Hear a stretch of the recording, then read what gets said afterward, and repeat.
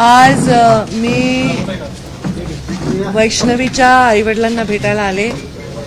ही घटना घडल्यापासून पूर्ण महाराष्ट्रामध्ये या घटनेची चर्चा आहे आणि सर्वसामान्य माणसाचं मन सुन्न झालेलं आहे।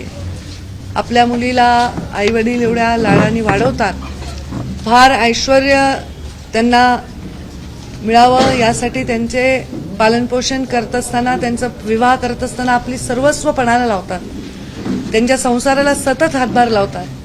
पण आपल्या मुलीचा प्राण अशा पद्धतीने गेला तर त्या आईवडिलांच्या समोर मोठं प्रश्नचिन्ह उभं राहतं। मी त्यांच्या आईवडिलांचं सांत्वन करायला आलेली आहे। त्यांचं म्हणणं मी ऐकून घेतलेलं आहे।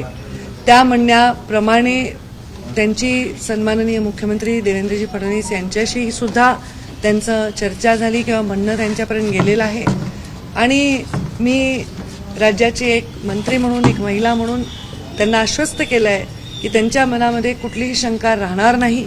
त्यांच्या म्हणण्याप्रमाणे त्यांच्या मुलीच्या बाबतीत जर अन्याय झालेला आहे हे सगळं दिसत आहे, तर त्या ज्यांनी कोणी तिचा जगण्याचा हक्क हिरावून घेतला आहे त्यांना अत्यंत कडक शिक्षा होईल असा शब्द मी तिच्या आईवडिलांना दिलेला आहे। पहिल्या दिवसापासून पोलिसांच्या भूमिकेवरती संशय निर्माण झालेला आहे। आत्ताही आता त्यांना 7 दिवसानंतर पकडण्यात आला आणि जो निलेश चव्हाण आहे त्याच्याकडे बाळ होतं, तो परत एकदा फरार झाला आहे। 20 तारखेला त्या ठिकाणी तक्रार करून केलं होतं, परंतु तो त्याच्याकडे दुर्लक्ष केलं, आता तो मोकळा झाला। पोलिसांच्या या भूमिकेबद्दल काय वाटतं? पोलिसांच्या भूमिकेवर आता मी कुठलीही टिप्पणी करणार नाही, पण मला पूर्ण विश्वास आहे की गृहमंत्र्यांची संवेदना पूर्णपणे वैष्णवीच्या कुटुंबाच्या आणि वैष्णवीच्या मुलाच्या पाठीशी आहे। आणि गृहमंत्री जेव्हा ठरवतात तेव्हा पोलीस आपले पावलं बरोबर दिशेने उचलतात असा मला विश्वास आहे। अंमलबजावणी म्हणजे काय? आता जे लोक आहेत ते अटक झालेले आहेत, त्याच्यानंतर त्यांच्यावर गुन्हे दाखल करायची कारवाई सुरू आहे, तपास सुरू आहे, हीच अंमलबजावणी आहे। आणि फास्ट ट्रॅकमध्ये याचं केस घ्यावी याचा निर्णय पण करण्याचा शासनाने निर्णय केला। 6 महिन्यापूर्वी तक्रार केली होती, त्या तक्रारीचं कुठलंच निवारण झाल्यामुळे खरं तरी घटना झाली असंही बोललं जातं किंवा आरोप होतोय तसं, त्यावेळेस कारवाई केली असती। या विषयावर मी काहीच टिप्पणी करू शकत नाही। मी एवढंच सांगेन की या विषयावर प्रत्येक अधिकारी अत्यंत निपक्षपातीपणे चौकशी करेल, याची पूर्ण दखल या राज्याचे मुख्यमंत्री आणि गृहमंत्री देवेंद्र फडणवीस घेतील।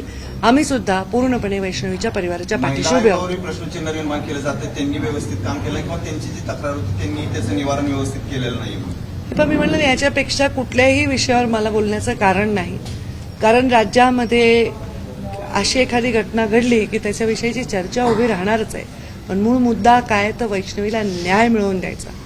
कोणाकडे बोट दाखवायचंच असेल तर तिचा जीव गेला त्याला कारणीभूत ठरणाऱ्या फक्त लोकांकडे मी बोट दाखवेन। बाकी कुठल्याही विषयावर मी आता टिप्पणी करणं योग्य नाही, ते राजकारण केल्यासारखं होईल। मी ते सहानुभूतीपर भेट दिली, कारण वैष्णवीचे चुलत भाऊ माझा कार्यकर्ता आहे आणि मी अनेक वर्ष त्यांना ओळखते। कौटुंबिक संबंधांमार्फत मी इथे आलेली आहे। जी न्यायालयीन महत्वाची जी शिक्षा आहे ती शिक्षा सर्वोच्च त्यांना झाली पाहिजे अशी मागणी तिच्या आईवडिलांची आहे। याच्यावर नक्कीच हे सगळे विषय न्यायालयीन पातळीवर त्याचे निर्णय होईल, पण त्यांचं समाधान होईल, त्यांच्या मुलीच्या आत्म्याला शांती मिळेल अशा प्रकारे योग्य तपास होईल। कुठेही त्यांच्या मनात किंतु परंतु राहणार नाही असं मी माझ्या मुख्यमंत्र्यांच्याही तर्फे त्यांना आश्वस्त केलेलं आहे। थँक्यू। एबीपी माझा, उघडा डोळे बघा नीट।